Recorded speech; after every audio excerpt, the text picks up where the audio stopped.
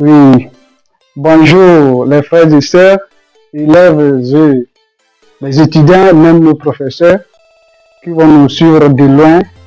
Donc, je suis étudiant du département d'anglais à l'université de Lomé. Donc, d'après mes analyses, je vois que la matière anglaise est devenue aujourd'hui bête noire pour les élèves. Alors, j'ai décidé de faire certaines petites choses pour pouvoir aider nos frères et sœurs des élèves de 6e en terminale. Donc, nous allons essayer de parler un peu sur certaines choses. Et en anglais, avant de tout commencer, nous devons faire quoi? On doit connaître d'abord les temps.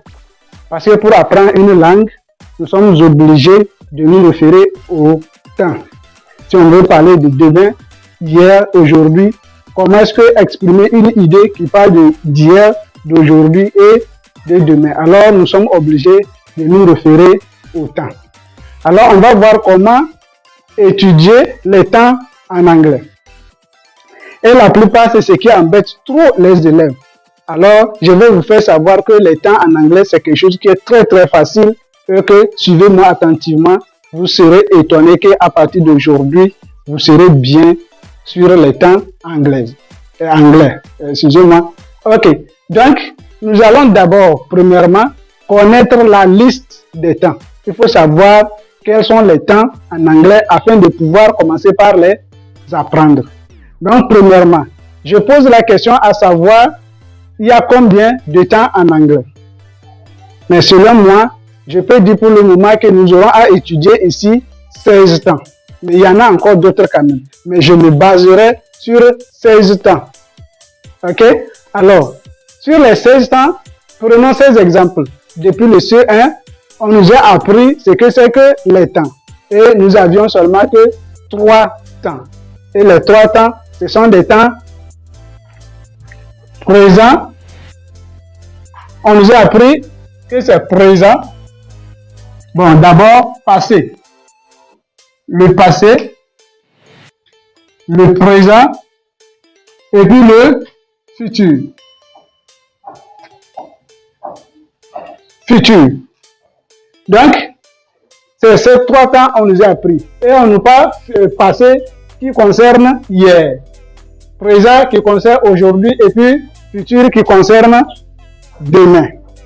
C'est ces 3 temps que nous avons appris depuis le CE1. Donc, c'est au cours de notre évolution qu'on nous a appris d'autres temps sur les modes en parlant de passé simple, passé antérieur et autres. Alors, si nous partons de ces 3 temps, ça serait une bonne technique qui va nous aider à pouvoir maîtriser facilement les temps en anglais. Et sur ces 3 temps, je vais ajouter un temps qu'on appelle temps irréel. Et c'est le temps conditionnel. Le temps conditionnel. Ok. Donc, ajoutons ce temps conditionnel sur ces 3 temps réels pour pouvoir nous aider à connaître la liste des temps en anglais. Donc, prenons que nous avons 4 temps. Donc, sur ces 4 temps, nous allons ajouter quelque chose qu'on appelle les types de temps. Les types de temps, nous avons aussi 4 types de temps. Et ces 4 types de temps, nous avons ce que nous appelons simple. Simple, nous avons le perfect, nous avons continuous qui est appelé progressive. Et ajouter maintenant perfect continuous. Alors, je vais lister aussi ces 3 temps. Donc, ces 3 temps, voilà ceci, nous prenons ces 3 temps-là. Et les types, je vais les lister aussi. Nous avons simple, nous avons perfect, nous avons aussi quoi? Continuous,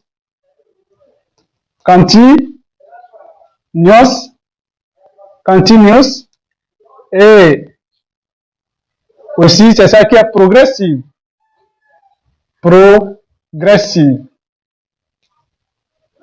Voilà. Donc, en point de continuous, c'est toujours progressif. Et quatrième maintenant, nous avons perfect, perfect continuous. Vous pouvez parler aussi de perfect progressive, c'est toujours la même chose. Perfect progressive. Voilà les 4 types. Donc, ce qui voudrait dire que avant de maîtriser ces 16 temps, nous sommes obligés de prendre ces 4 temps plus ces 4 types de temps et former maintenant nos 16 listes de temps. Alors, l'exemple que je vais faire, voilà, on va essayer de mettre ça ici. Alors, je parle maintenant de quoi? Passé, que nous appelons past. Ok, je peux écrire ça en anglais. Past. Nous avons present, future, future. Ok, ici je vais abréger ça. Donc c'est conditionnel.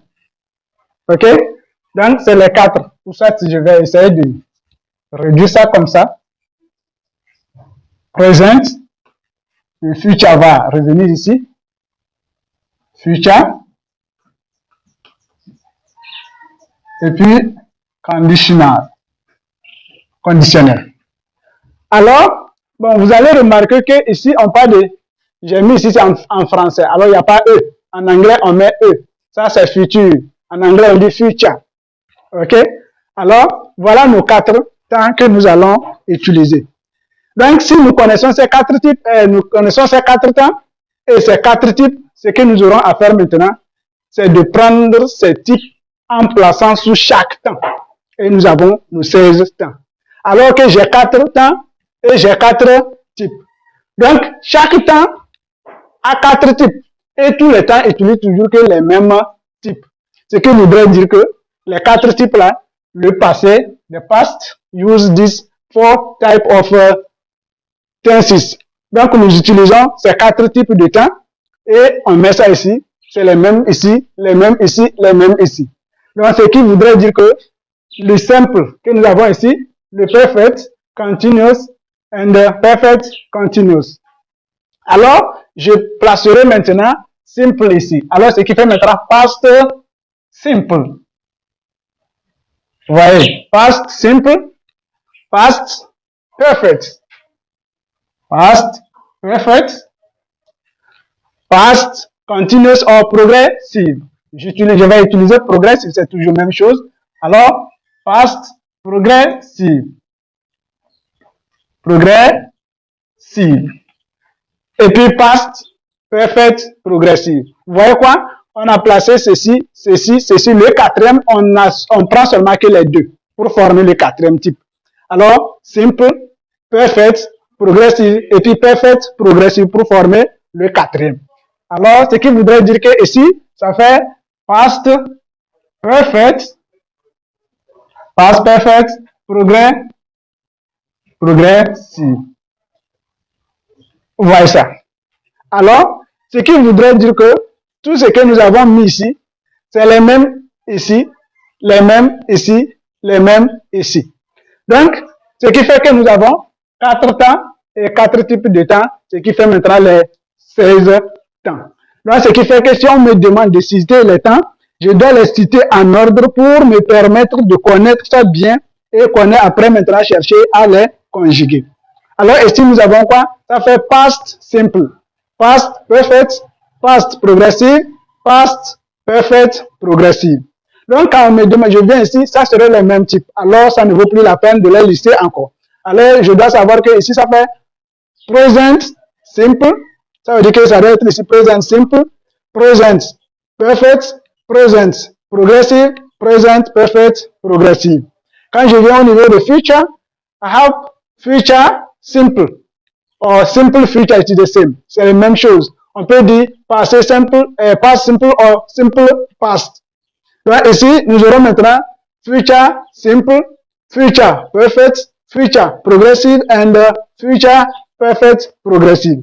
Quand je viens au niveau de conditionnel, c'est aussi même chose. Nous aurons maintenant conditional simple, conditional perfect, conditional progressive and conditional perfect progressive. Alors voilà nos 16 temps que nous avons à connaître d'abord. Donc, après ces 16 temps, nous allons chercher maintenant à savoir comment les conjuguer. Alors, donc je pense que d'une manière générale, nous avons déjà connu nos 16 temps. Donc, maintenant, on va chercher, je vais effacer ça, et on va chercher maintenant à savoir comment est-ce que il faut conjuguer chaque temps. Alors,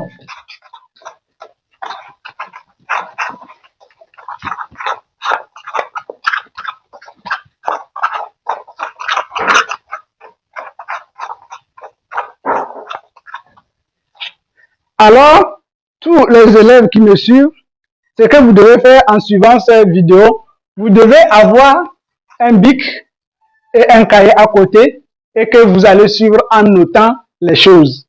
Alors, les temps que nous avons déjà listés, alors en suivant ça, il faut noter ça sur ton cahier. Et après maintenant, il faut continuer par voir maintenant comment est-ce qu'on va conjuguer ces temps.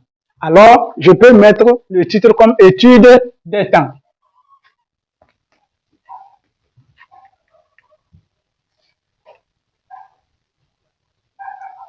Étude des temps en anglais.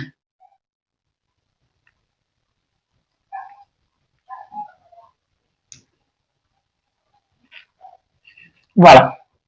Alors, si j'ai décidé de faire ce cours en basant l'explication beaucoup sur français, c'est pour aider les élèves, ceux qui n'ont même pas, qui n'arrivent même pas à former au moins une phrase en français, qu'ils puissent facilement lire et comprendre l'explication en français pour pouvoir appliquer. Même quelle que soit ta faiblesse, je pense qu'en suivant ceci, tu peux t'en sortir facilement à l'examen. Et moi, j'ai toujours répété des élèves qui n'ont jamais regretté. Alors, j'ai remarqué que au cours de mes répétitions, mes élèves sortent toujours avec des bonnes notes. Et dans mes élèves, j'ai toujours eu les 17 et c'est les 15-14 qui dominent. Alors, sur ce, il faut faire ceci pour pouvoir permettre aux autres élèves qui n'ont pas la chance aussi de me suivre. Et je prie aussi, bon, nul n'est parfait dans tout ce qu'on fait. Alors, je prie à mes chers étudiants et professeurs qui me suivent aussi de pouvoir aussi me suivre et m'aider aussi en me corrigeant des erreurs que je vais commettre aussi. Alors, allons maintenant sur l'étude de temps. Tel que nous avions commencé, on va commencer maintenant par present simple. Alors, present simple.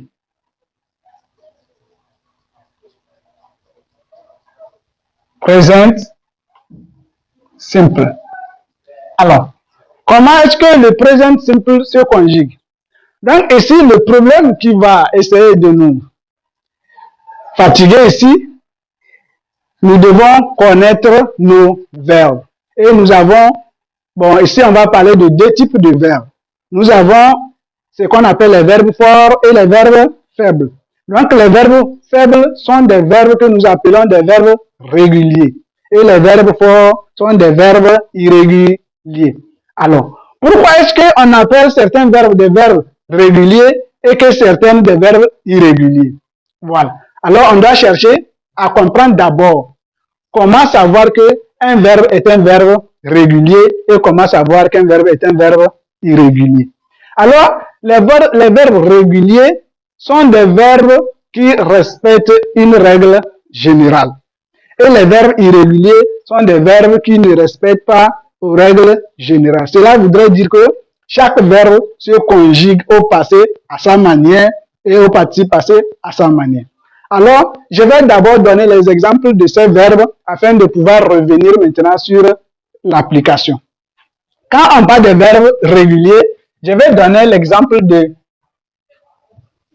to jump. To jump, par exemple. To jump. To love. To like. OK? Prenons ces exemples comme ça. Nous avons exemple to kiss. OK? To kiss. Alors, to jump qui voudrait dire sauter, to love, aimer, to like, aimer aussi, et puis to kiss qui veut dire quoi? Embrasser. Alors, nous allons essayer de voir ces verbes. Ces verbes, on les appelle les verbes réguliers. Ce sont des verbes réguliers parce qu'ils respectent une règle générale. Et c'est quoi cette règle? En anglais, pour connaître les verbes, les passés, le participe passé des verbes, il faut faire seulement quoi? Il faut ajouter le ED. You add ED at the end of the verb. OK? Donc ici, nous avons jump, love, like et puis kiss. Maintenant, on dit d'ajouter ED. Au passé ED, le participe passé aussi ED. Mais ici, si le verbe est déjà terminé par E, alors nous n'allons pas ajouter ED, alors on ajoute seulement que D. Comme ça. Maintenant, ici, nous avons jump, qui est terminé par P. Alors, je fais quoi? Son passé, c'est jumped. Le participe passé aussi, je vais ajouter seulement jumped. OK? Love. Love est déjà terminé par E. Alors, je ne peux pas ajouter encore ED. J'ajoute, au lieu de E, D comme ça, j'ajoute seulement que D. Loved. Alors, en ce moment, quand on met ça au passé, nous n'avons plus préposition to.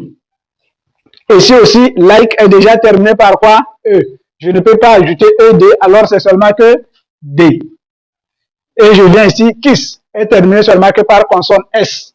Alors, je ne vais pas ajouter seulement que D, alors c'est E, D. Alors, nous avons maintenant jumped, loved, liked, et puis kissed. Et tous ces verbes, ils se forment au passé et au participe passé, même chose. Le passé, si tu connais le passé, c'est que c'est même chose aussi son participe passé. Alors, c'est ce que nous appelons les verbes réguliers. Donc, la plupart, n'importe quel professeur qui enseigne ses élèves, il les oblige, il les demande toujours d'apprendre les verbes irréguliers. Concernant les verbes réguliers, nous allons chercher seulement à comprendre leur signification en français. Voilà. Donc, les verbes irréguliers, maintenant, nous allons chercher d'abord à connaître leur conjugaison, c'est-à-dire comment forment leur passé et comment forment leur participe passé. OK? Donc, c'est l'exemple des verbes réguliers. Ça, c'est très, très simple pour les verbes réguliers. Donc, nous allons revenir maintenant voir c'est quoi les verbes irréguliers. Vous voyez, les verbes réguliers et leur passé et leur participe passé, c'est la même chose. C'est mettre seulement ED. Et si le verbe est déjà terminé par E, il faut mettre seulement D. Et tu as déjà ta forme passée ou participe passé de ton verbe. Voilà. Donc, allons maintenant sur ce que c'est que les verbes irréguliers. On va se limiter sur ce temps et que nous aurons maintenant à continuer sur d'autres temps. Merci beaucoup, frères et sœurs, les élèves, d'avoir suivi ce cours et que si vous êtes intéressés, connectez-vous, abonnez-vous à ma chaîne et que vous allez suivre facilement la suite des vidéos jusqu'à la fin. Nous aurons beaucoup de choses à faire sur l'anglais. Merci beaucoup.